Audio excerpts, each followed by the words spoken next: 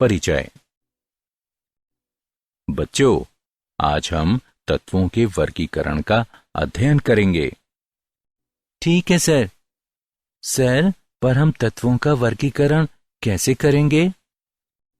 हम तत्वों का वर्गीकरण आवर्त सारणी की मदद से करेंगे। सर, आवर्त सारणी क्या होती है? बच्चों, आवर्त सारणी तत्वों की ऐसी व्यवस्था है जिसके कारण समान तत्व एक वर्ग में आते हैं और असमान तत्व अलग रखे जाते हैं। अच्छा, तो सर, हम तत्वों का वर्गीकरण उनके गुणों के आधार पर करेंगे। हाँ, ठीक कहा तुमने। धन्यवाद सर। तो चलो आगे बढ़ते हैं। इस अध्याय में आप उन तत्वों का अध्ययन करेंगे जो अब तक मालूम किए गए हैं और उन्हें वर्गीकृत करेंगे।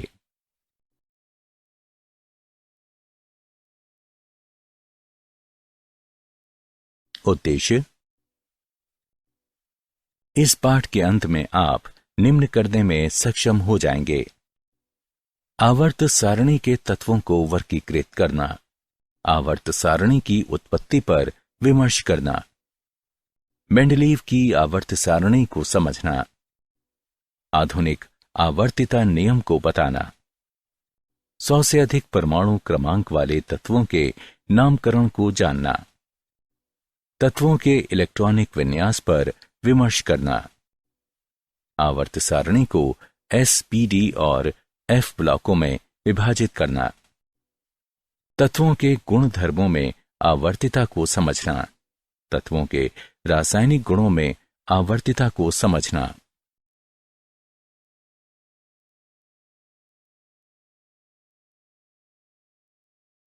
हमें तत्वों की वर्गीकरण की आवश्यकता क्यों है? 18वीं शताब्दी के पूर्व कुछ ही तत्वों के बारे में जानकारी थी। समय बीतने के साथ बड़ी संख्या में तत्वों की खोज कर ली गई। वर्तमान में हमें 114 तत्वों के बारे में जानकारी प्राप्त है। अब उन्हें वर्गीकृत करना जरूरी हो गया है। तत्वों के वर्गीकरण ने आवर्त सारणी के गठन की आवश्यकता को जन्म दिया। इस प्रकार आवर्त सारणी को एक ऐसी तालिका के रूप में परिभाषित किया जा सकता है जिसमें सभी प्राप्त तत्वों को उनके गुण धर्मों के अनुसार व्यवस्थित किया गया है, ताकि समान तत्व एक ही ऊर्ध्वाधर कॉलम में आ जाएं और असमान तत्व अलग रखे जा सकें।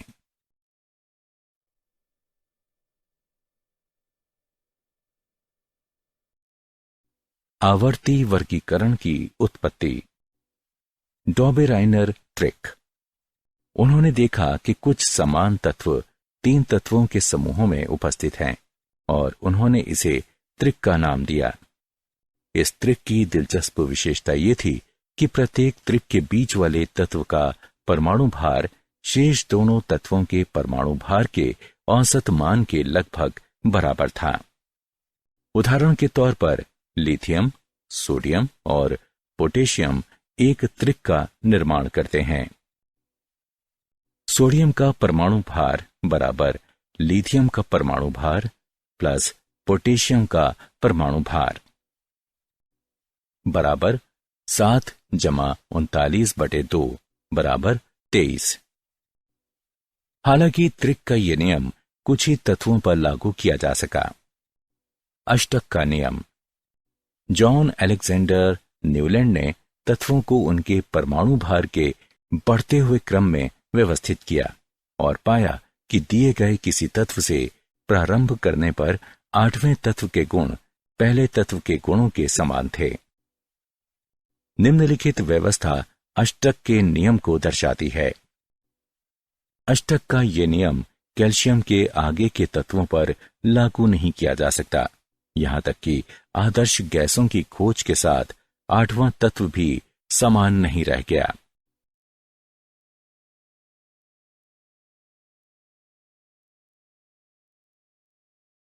मेंडलीव की आवर्त सारणी।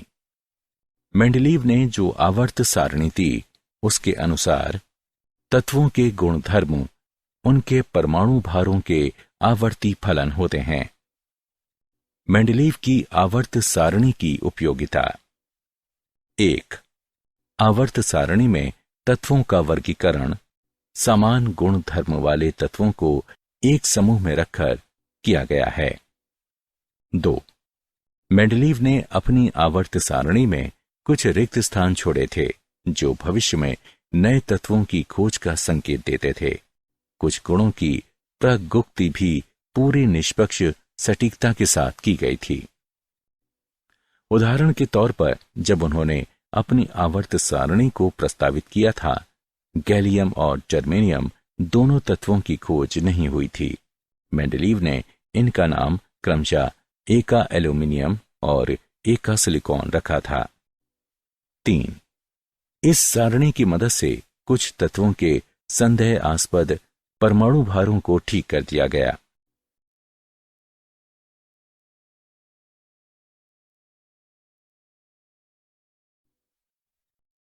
आधुनिक आवर्त नियम और आवर्त सारणी का वर्तमान स्वरूप।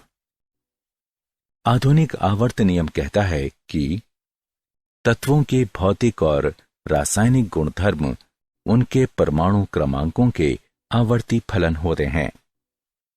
वर्तमान की आवर्त सारणी का स्वरूप दीर्घ है। आवर्त सारणी की क्षैतिज पंक्तियों को आवर्त यानी पीरियड्स कहा जाता है। एक आवर्त में समान बाह्य इलेक्ट्रॉन विन्यास वाले तत्वों को रखा जाता है। पूरी सारणी में 7 आवर्त हैं जिनके नंबर 1, 2, 3, 4, 5, 6 और 7 दिए गए हैं। आवर्त 2 और 3 में से प्रत्येक में 8 तत्व रखे गए हैं। ये लघु आवर्त कहे जाते हैं। चौथे और 5वें आवर्तों में से प्रत्येक में 18 तत्व रखे गए हैं जिन्हें दीर्घ आवर्त कहा जाता है। 6वें आवर्त में 32 तत्व हैं और इसे दीर्घतम आवर्त कहा जाता है। आवर्त सारणी का ऊर्ध्वाधर स्तंभ वर्ग कहलाता है। वे तत्व जो एक वर्ग से संबंधित होते हैं एक परिवार का गठन करते हैं। उदाहरण के तौर पर वर्ग 17 के तत्व हैलोजन परिवार का गठन करते हैं। इसी तरह वर्ग 16 के तत्व ऑक्सीजन परिवार का गठन करते हैं।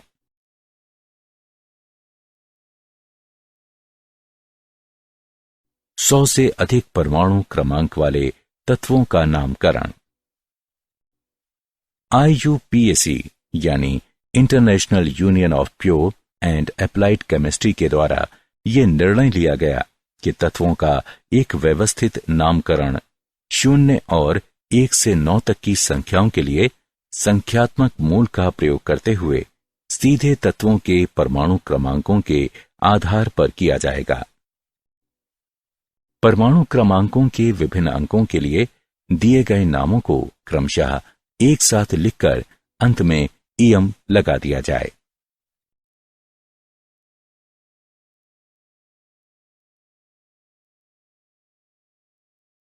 उदाहरण 120 परमाणु क्रमांक वाले तत्व की खोज नहीं की गई है। इस तत्व का नाम और प्रतीक क्या होगा? हल। दिया गया परमाणु क्रमांक 120 है, अतः नीचे दी गई सारणी के अनुसार 120 के लिए हम अनबाइनिल लिख सकते हैं। उसके बाद ईएम जोड़ेंगे, अतः ये अनबाइनीलियम कहलाएगा और इसका प्रतीक होगा UPN।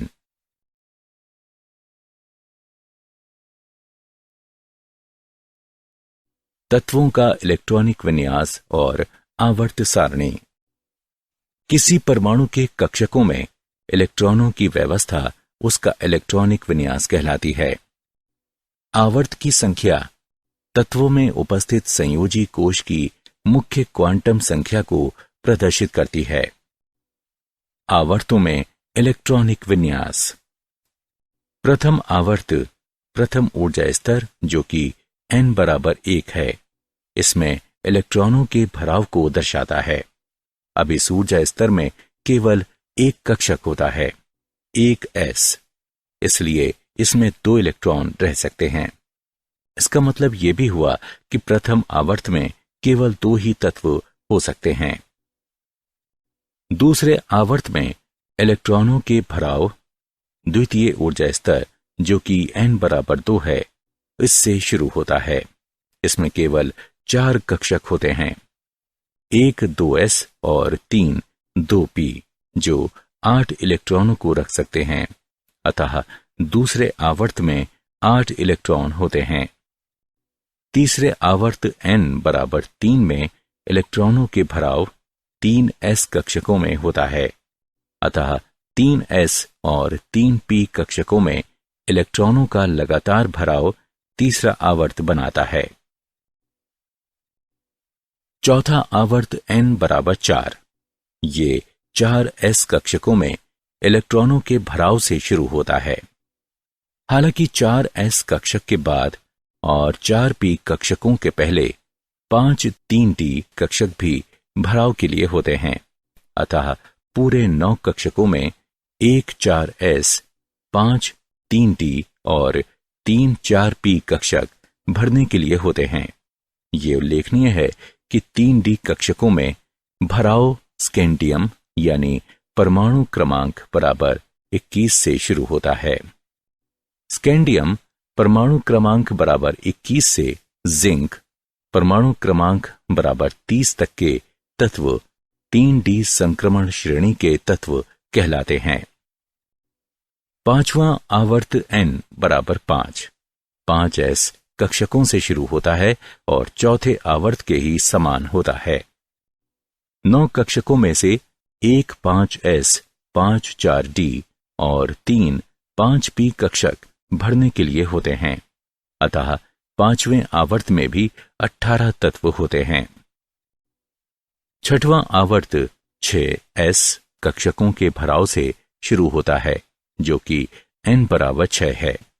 इसमें 16 कक्षक हैं, 1 6s, 7 4f, 5 5d और 3 6p, जिनमें इलेक्ट्रॉनों का भराव अगले ऊर्जा स्तर के शुरू होने के पहले होता है।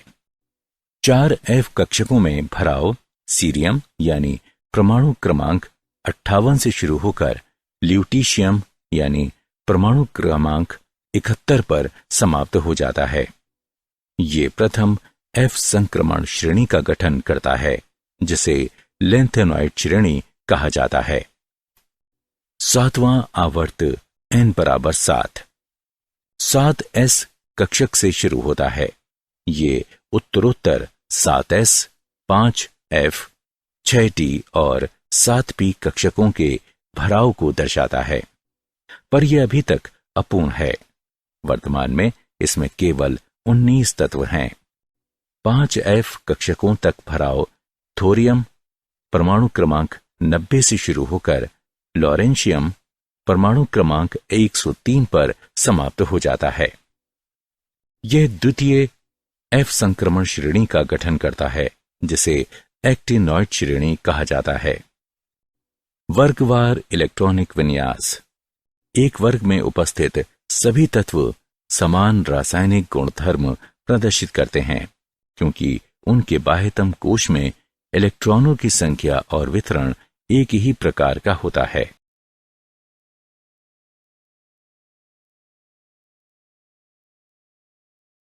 इलेक्ट्रॉनिक विन्यास और तत्वों के प्रकार।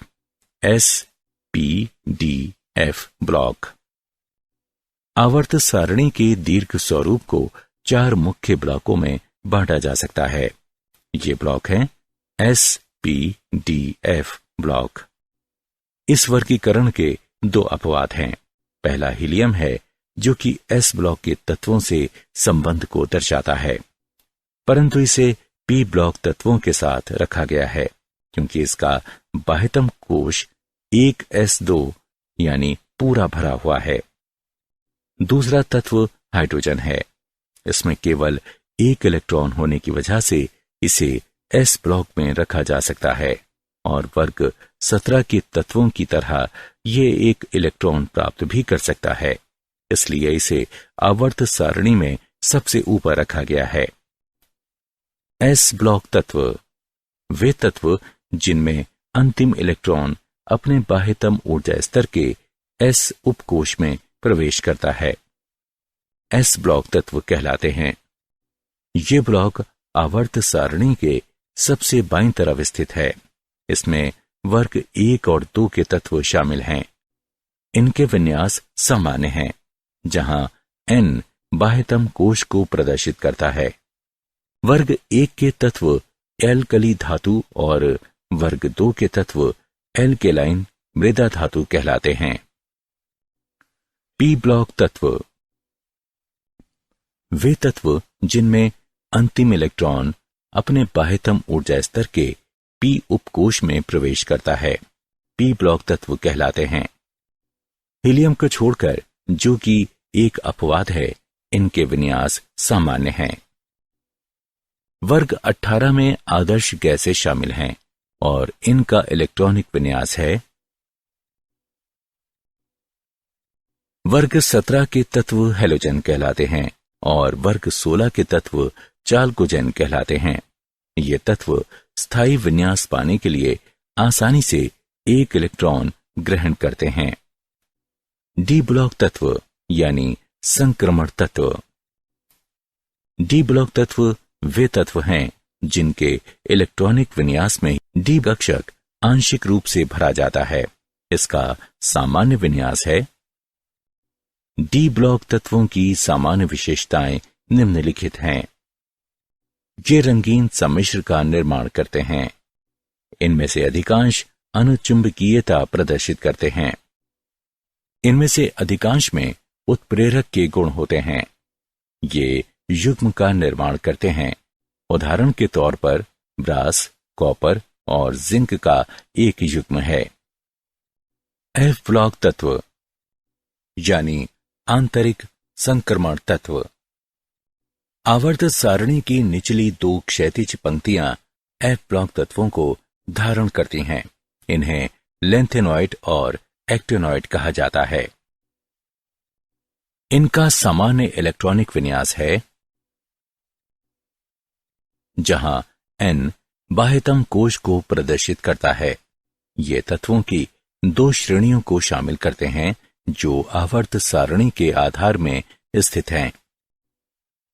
प्रथम श्रेणी लेंथेनम का अनुसरण करती है और लेंथेनॉइड कहलाती है, जबकि एक्टिनॉइड श्रेणी एक्टिनियम का अनुसरण करती है। एफ ब्लॉक तत्वों के सामान्य गुण निम्नलिखित हैं। ये विभिन्न संभावित ऑक्सीकरण अवस्थाओं को प्रदर्शित करते हैं। ये उच्च गलनांक वाली धातुएं हैं। इनका घनत्व उच्च होता है। एक्टिनॉइड श्रेणी के अधिकांश तत्व रेडियोधर्मी हैं।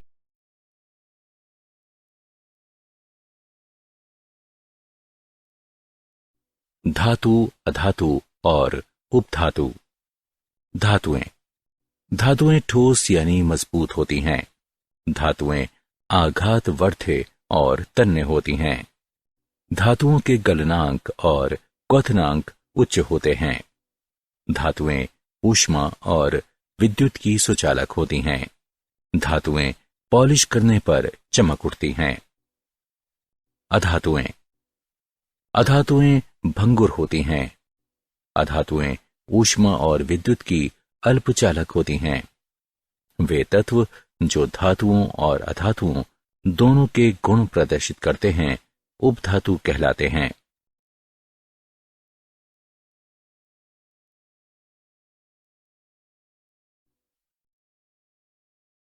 तत्वों के गुण धर्मों में आवर्तिता।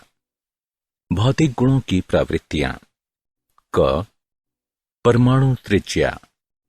परमाणु त्रिज्या को परमाणु के नाभिक के केंद्र से इलेक्ट्रॉनों के बाह्यतम कोश के बीच की दूरी के रूप में परिभाषित किया गया है। परमाणु की त्रिज्या को निम्नलिखित कारणों से सही परिकलन संभव नहीं है। अलग किए जाने के लिए परमाणु बहुत छोटा है। किसी परमाणु की प्रायिकता वितरण उसके आसपास उपस्थित अन्य परमाणुओं से प्रभावित हो जाती है। परमाणुओं का आकार एक दूसरे से जुड़ने वाले आबंधों की अवस्था के अनुसार बदल जाता है।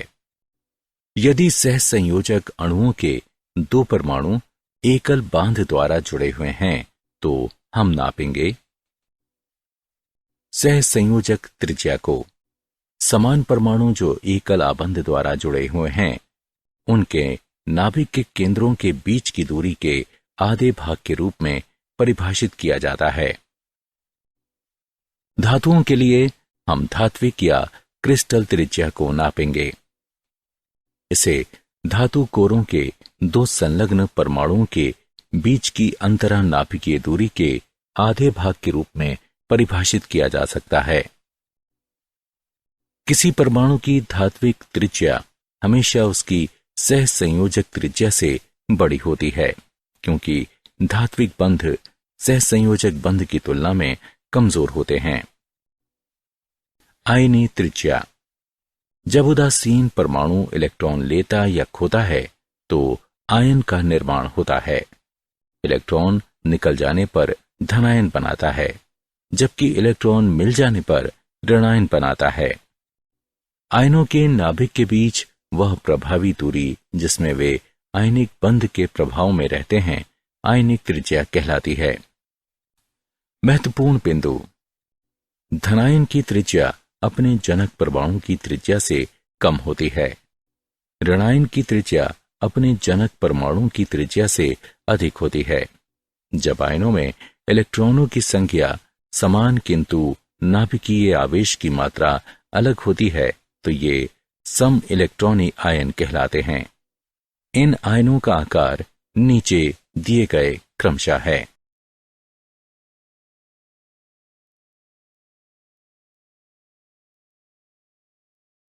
आयनन एंथैल्पी। विलगित गैसीय परमाणु से बाह्यतम इलेक्ट्रॉन को बाहर निकालने में जो ऊर्जा लगती है उसे तत्व की आयनन एंथैल्पी कहते हैं। यदि हम किसी गैसीय परमाणु ए को आयनन ऊर्जा प्रदान करते हैं तो ये एक इलेक्ट्रॉन को बाहर निकालता है। उत्तरोत्तर आयनन ऊर्जा। गैसीय परमाणु से एक बार जब इलेक्ट्रॉन पृथक हो जाता है तो धनात्मक आयनों से एक के बाद एक दूसरे और उत्तरोत्तर इलेक्ट्रॉनों के पृथक होने की संभावना होती है। उदाहरण,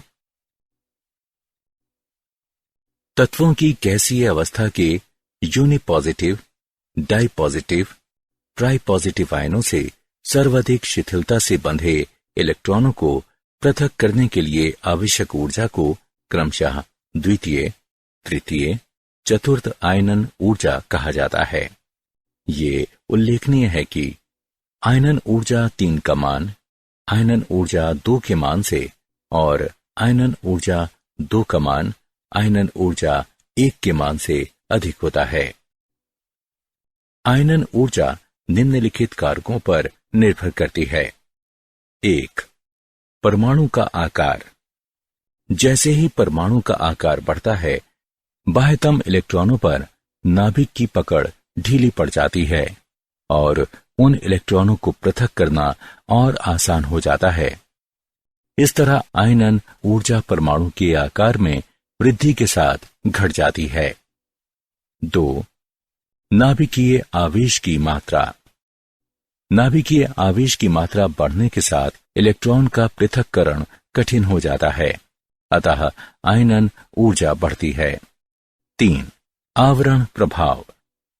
बहु इलेक्ट्रॉन वाले परमाणुओं में जो इलेक्ट्रॉन बाह्यतम कोश में स्थित होते हैं वे क्रोडीय इलेक्ट्रॉनों की प्रतिकारक अन्योन्य क्रिया के कारण पूरे नाभिकीय आवेश को अनुभव नहीं करते हैं, अतः संयोजी इलेक्ट्रॉन नाभिक से आंतरिक इलेक्ट्रॉनों के द्वारा परिरक्षित या आवृत हो जाते हैं। इस प्रभाव को आवरण प्रभाव कहते हैं। आंतरिक इलेक्ट्रॉनों की संख्या में वृद्धि के साथ आयनन ऊर्जा में कमी आती जाती है। 4. इलेक्ट्रॉनिक विन्यास। जिस परमाणु का विन्यास ज्यादा स्थायी होता है उसमें इलेक्ट्रॉन खोने की प्रवृत्ति कम होती है, जिसके परिणाम स्वरूप उसकी आयनन ऊर्जा का मान उच्च होता है।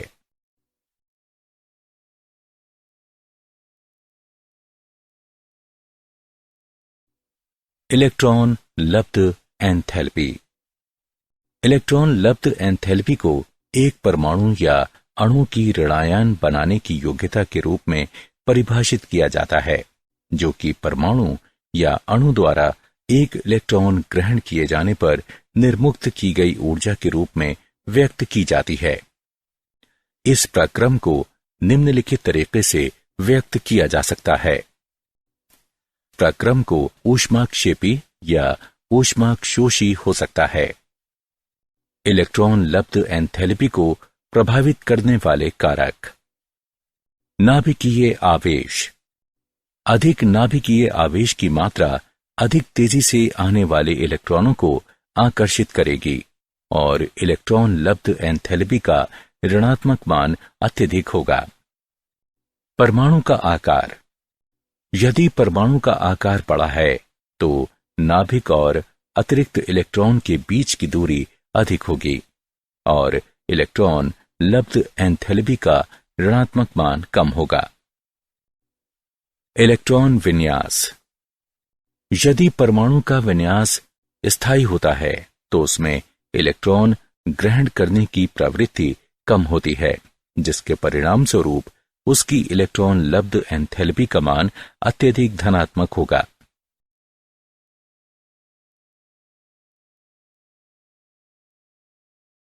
विद्युत ऋणात्मकता।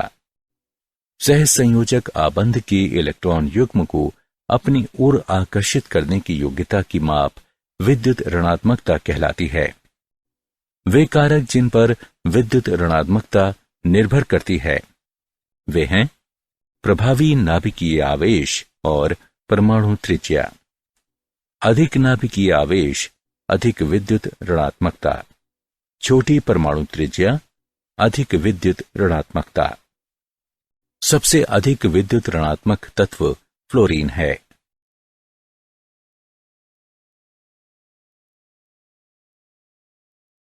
रासायनिक गुणधर्मों में आवर्त प्रवृत्ति। संयोजकता में आवर्तिता या ऑक्सीकरण अवस्थाएं। किसी तत्व की संयोजकता उसके बाह्यतम कोश में उपस्थित इलेक्ट्रॉनों की संख्या होती है। संयोजकता इलेक्ट्रॉनों की संख्या आवर्तों में आगे बढ़ने पर 1 से 8 तक बढ़ती जाती है। हाइड्रोजन के सापेक्ष तत्वों की संयोजकता वर्गों में नीचे जाते हुए संयोजकता इलेक्ट्रॉनों की संख्या समान रहती है, अतः एक वर्ग के सभी तत्व समान संयोजकता प्रदर्शित करते हैं। द्वितीय आवर्त के तत्वों के गुणधर्मों में असंगतता। द्वितीय आवर्त के तत्व ऐसे कई गुण प्रदर्शित करते हैं जो उनके समूह के नहीं हैं। उदाहरण, बेरिलियम और लिथियम के यौगिक सहसंयोजक बंध बनाते हैं।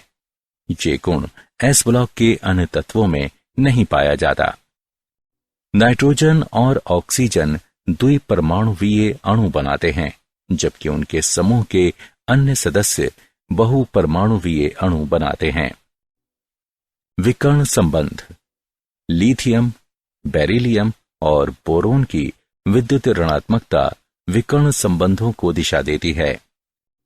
लिथियम आश्चर्यजनक ढंग से मैग्नीशियम से, बेरिलियम एल्यूमिनियम से और बोरोन सिलिकॉन से समानता रखता है। विद्युत ऋणात्मकता आवर्तों में दाएं से बाईं ओर जाने पर बढ़ती है। आवर्त प्रवृत्ति और रासायनिक क्रियाशीलता। एल्कली धातुओं के बीच रासायनिक क्रियाशीलता एक इलेक्ट्रॉन खोकर और धनायन के निर्माण से होती है, जबकि हैलोजन एक इलेक्ट्रॉन प्राप्त कर ऋणायन के निर्माण द्वारा रासायनिक क्रियाशीलता प्रदर्शित करते हैं। रासायनिक क्रियाशीलता आवर्त सारणी के केंद्र में सबसे कम होती है।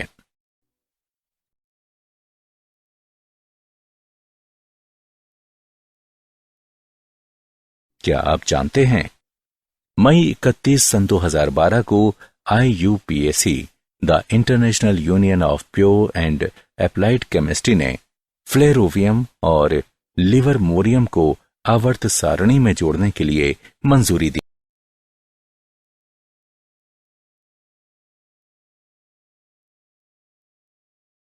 सारांश। आइए हमने जो कुछ सीखा है उसे संक्षेप में दोहराएं।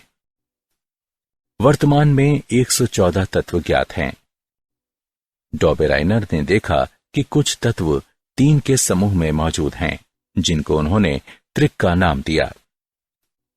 जॉन अलेक्जेंडर न्यूलैंड ने तत्वों को उनके परमाणु भार के बढ़ते हुए क्रम में व्यवस्थित किया और पाया कि किसी भी तत्व से प्रारंभ करने पर 8वें तत्व के गुण पहले तत्व के गुणों के समान थे। मेंडलीव ने एक आवर्ती नियम दिया। नियम कहता है, तत्वों के गुणधर्म उनके परमाणु भारों के आवर्ती फलन होते हैं। आवर्त सारणी की वर्तमान स्वरूप दीर्घ है। IUPAC ने 100 से अधिक परमाणु क्रमांकों वाले तत्वों के लिए एक व्यवस्थित नामकरण पद्धति दी।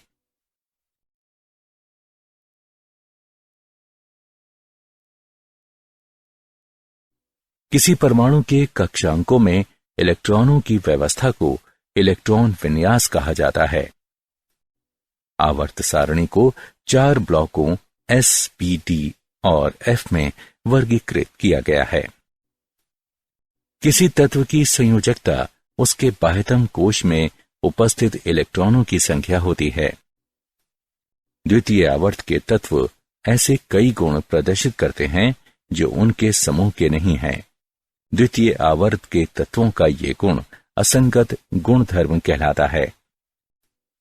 लिथियम, बेरिलियम और बोरोन की विद्युत ऋणात्मकता विकर्ण संबंधों का नेतृत्व करती है।